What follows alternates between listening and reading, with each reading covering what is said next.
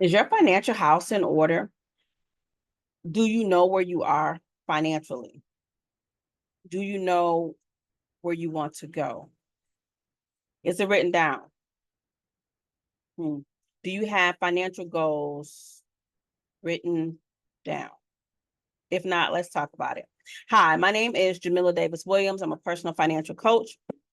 And today I just want to talk about your financial house and getting it in order, right?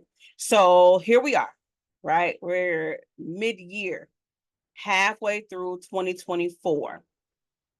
I don't care if you have not started your financial goals or you did make some at the beginning of the year and you haven't done anything with it. It's okay. It's not too late, but you got to get started today, right? We want to end 2024 on a positive note. Let's get some momentum. So going into 2025, we're focused on our financial goals and we're going to make them happen. All right. So let's talk about this financial house and getting it in order. We need to do a mid-year financial checkup, right? We need to know exactly where we are so we know what we need to change, what we need to reduce, what we need to eliminate, what we need to do differently so that we can achieve our financial goals. Now, I'm not one of those people that's going to tell you to stop living, stop having fun. I'm not going to tell you that. However, you may need to do things differently, right? Find some other ways to spend less but still have fun, right? So let's talk about it. One of the things, I've been in financial services, I'll tell you this, guys, because I don't think I've ever done an introduction. No, I only did one video. This is number 2. So I haven't done an introduction video, but I've been in financial services for 30 plus years. So I've worked in large banks and I've worked in credit unions. I've been on the lending side and I've also been on the deposit side. So I know about credit and I all know about money management as well. So today we're going to focus on the money management piece a little bit more.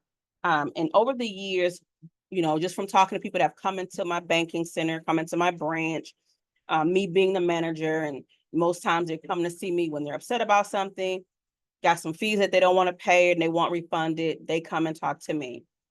One of the first things that I ask them is, do you look at your monthly bank statements? 99% of the time, I'll be nice, I'll say 90, but it's really like 99% of the time, they say no. I just look at my, banking app and I keep track of what my balance is that way. That can get you into trouble because the banking app can maybe not give you real-time information, right? So we want to make sure that we're always looking at our bank statements monthly to find out where we are. Are there any errors? Are there some unauthorized charges that are showing up and you have no idea where they're from and you didn't make those charges? Are there some fees out there that you were not aware of and you need to talk to the bank about? Typically, when it comes to doing any kind of disputes, to discuss errors on your account, maybe you made a deposit and it didn't show up, it went somewhere else. Most times you have a very short window to dispute those things or bring attention to those things to your banking institution. So you want to make sure you're looking at your bank statements every single month. And if you have not done so, start doing that beginning today. So talking about your bank statements, right? To look at your expenses and what you're spending, let's look at the last 3 months of bank statements. If you don't have copies because you don't open them or whatever, that's okay. Go into your institution, make a phone call, see if they can send you a duplicate. They may charge you a fee to do so, or if you can walk in and get a printout so that you can begin to look at, what you're spending your money on. You want to look at 2 things: income, what's coming in, how much money is actually coming into your household. The second thing is how much of that money is going out, right? Are you living within your means? You spending everything that's coming in and you're good and it's covering everything? Are you living below your means, meaning you have a little bit of a surplus, so you have money that you could either save or put towards debt? Or are you living above your means, meaning you're spending more money than you actually have coming in, which is causing you to get those, unnecessary overdraft fees, right? You need to know exactly where you are so that you can make the necessary corrections, changes, reductions, eliminations to better your financial situation and achieve financial stability.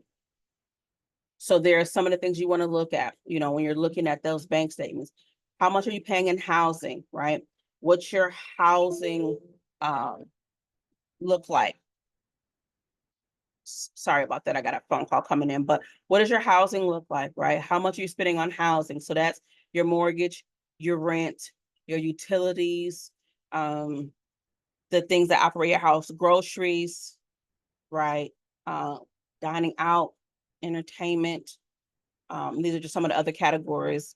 Housing should be always number one because you want to make sure you have a roof over your head.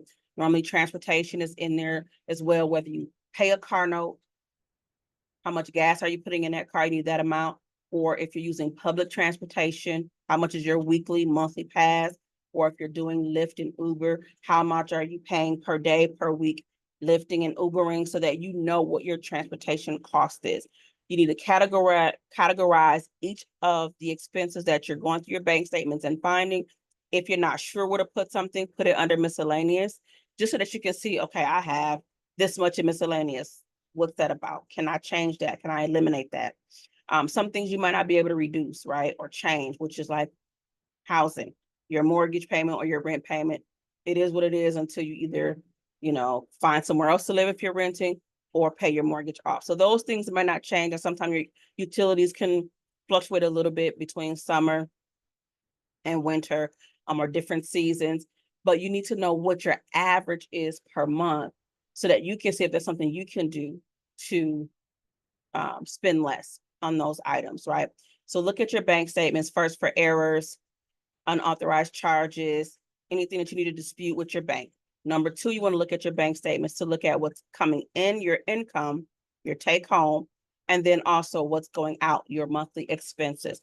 And you want to look at everything from haircuts, to salon visits, to personal care, anything that you're spending money on. You want to look at each category so you can see exactly where the money is going and make the necessary adjustments. If you have not created a spending plan, a monthly spending plan, something that you're looking at every single month, you're developing every single month. Some people call it a budget. I call it a spending plan because I want you to tell your money where to go, right? Tell your money how you plan to spend it. So let's create a spending plan so that you can address some of those areas that, okay, maybe you didn't realize you were spending what you're spending in dining out or groceries or entertainment or whatever it is that that becomes like a shocker to you a little bit. Those things you can go ahead and adjust once you know what they are. You need to know where you are so you can figure out how to get to where you want to go, right? So if it's paying off debt, you got to know first how much debt you owe, right? And who you owe it to. You have to know where you are today so you can figure out where you want to go tomorrow, okay? So look at your bank statements for errors, unauthorized charges, things you need to dispute.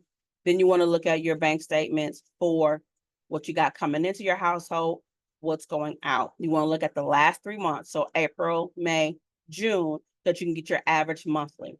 Then when you get your average monthly, you want to go ahead and subtract that from your income per month. So you can see exactly, do I have a surplus?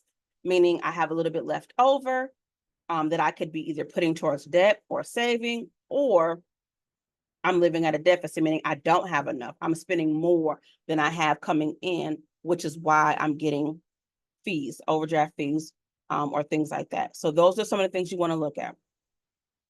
The other thing you want to look at, so once you do all that and know where you are as far as your monthly expenses, you want to look at your total debt. How much do you owe? How much outstanding debt do you owe? Who do you owe it to? And what are your estimate payoff time frames, right? Will you be paying off your debt in a year, 2 years, 3 years, 4 years, 5 years? Normally, when I'm having you look at your debt, it doesn't include your housing because that normally is a 20-year loan, sometimes a 30-year loan. So we kind of want to leave housing out if you do have a home for now. But you can know at least what that amount is and who you pay it to. So if you want to use a regular notebook to write these things down, or you want to create a spreadsheet, if you're tech savvy, do so. and make sure that you're also sharing these things with your significant other so that you both can be on the same page. So you're looking at bank statements, you're looking at your income and your expenses. You want to look at your total debt, who do you owe and how much, and when is the expected payoffs. And then once you have all these things, what are you going to do with it, right? You want to start figuring out, okay, first of all, debt is a direct barrier to financial stability. For those who do not own a home yet, having a lot of consumer debt, credit cards, personal loans, car loans, a lot of those things are a direct barrier to home ownership because the majority of your money is going to pay towards these debts versus in a savings account to start saving for that down payment, improving your credit so that you can get into home ownership. So when you hear people say, hey, I'm sure you've heard a lot of personal financial experts, gurus, coaches, whatever you want to call us, saying the same thing. You want to pay down debt as soon as you possibly can, because it is a direct barrier for you doing other things like creating a great retirement savings, for yourself, or an emergency savings, or getting into home ownership. So we want to make sure that we're tackling that, right? So know who you owe, how much you owe them, and when the expected payoff is, right? And then when you're looking at your income, your expenses, your debt, you want to start working on, how do I change this?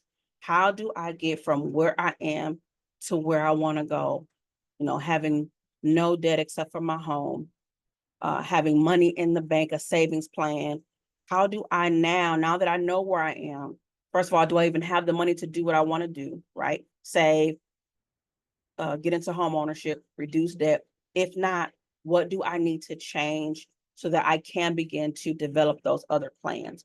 What we're hearing currently in the news, the upcoming election, inflation, we're hearing about debt, we're hearing how consumers um, you know, consumers are having a tough time paying for their basic living expenses, right? Because everything is going up except for our income, right? The cost of living is going up. The food prices are going up. Gas is going up, but our income is not, right? If we were in a business, right? I'm just going to give an example. We were, owning a business and this was happening where everything was going up, but our revenue was not. The first thing that company is going to do is begin to downsize. They're going to begin to downsize some things so until their income that's coming in, their revenue, is more than what they're spending. So they're going to downsize some things until they get back on track, meaning bringing in more income, bringing in more revenue. That means they might have to let go of some people, unfortunately. They may have to do that permanently or temporarily. They may have to stop some of their other things that they doing. Like I've talked to a few business owners or people that worked at a company that I used to work for. Like some of their things they did for the employees, like their employee gatherings, their celebrations. They didn't have them the last 2 years because that company is saying, hey, we're not getting the revenue that we thought, so we can't continue to spend the way we need to spend. So we have to temporarily stop some of our outings or the things that we do for our employees until we get back on track, right? We are also business owners, right? Our house, our financial house, our well-being, that's our business, right? So when our income is not matching our spending, we need to downsize, right? Bring some of that spending down so that our income is more than what we're spending, and then make the necessary adjustments, whether it's temporary or permanently, until we can get some money saved, get some debt paid down, whatever we need to do. We need to go ahead and make those changes, that downsizing, so that we can get back on track financially. It's not too late. Halfway through the year, you too can still end this year on a positive financial note. Maybe your goal is just to get $1,000 in the bank by December. You can still do that. Maybe your goal is to save 1 month of living expenses. I like that goal because I know if you are laid off temporarily, off work for whatever reason, for a short period of time, if you have at least 1 month of living expenses, I like really 2 or 3, but if you can get one, say, if you know, okay, for 1 month, I can take care of all of my expenses until I'm back on my feet or back to work, right?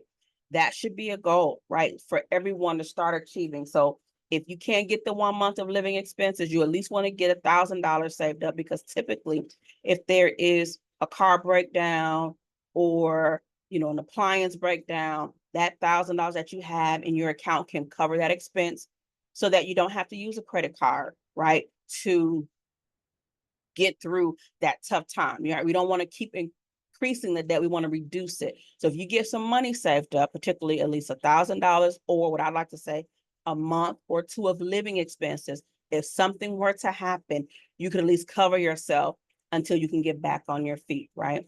So mid-year financial check-in.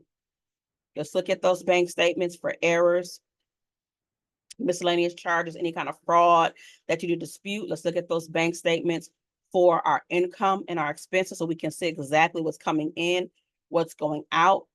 Looking at our debt, like our total debt, who do we owe and how much do we owe them, so we can develop a debt management plan to get those things paid off. And then finally, what do I have saved? Do I have anything saved up? If I do not, let's start today. I don't care if you just have $25 that you can start putting in a savings account. Is it a lot? No. However, it's a start, right? Start somewhere and start with what you have. If you can do more, do more. If you got to have a rummage sale, have a rummage sale. If you got to put yourself on, these apps, you can sell things, do so. Do whatever you can so that you can get some money saved up to cover you in the event there is an incident or some kind of emergency. This is our time to get our financial house in order in 2024 on a good note with some momentum, so that going into 2025, we can stay focused on our financial goals, get some of those goals met or achieved so that we can be on our way to financial stability. You can do this, and you need to start today. Again, my name is Jamila Davis Williams. Thank you so much for joining me today. Thank you so much for coming on to my channel. If you like what you've heard, please do like, share, and subscribe. And whatever you're learning, please do share with your children. As we know, financial literacy is not in our school system currently, or some schools is getting it back, but it's not worldwide, right? Let's make sure we're sharing these tips and tools with our children so that as they grow up, they don't make the same mistakes that we made. I made a bunch of them. I'll tell y'all my story one day, but I made a bunch of them. And now I'm on the other side. And what I want to do is help you avoid some. And if you've made some, help you recover and bounce back from no mistakes. Okay. So again, my name is Jamila Davis Williams. Thank you for joining me. Please like, share, and subscribe. Thank you so much for joining, and you enjoy the rest of your day.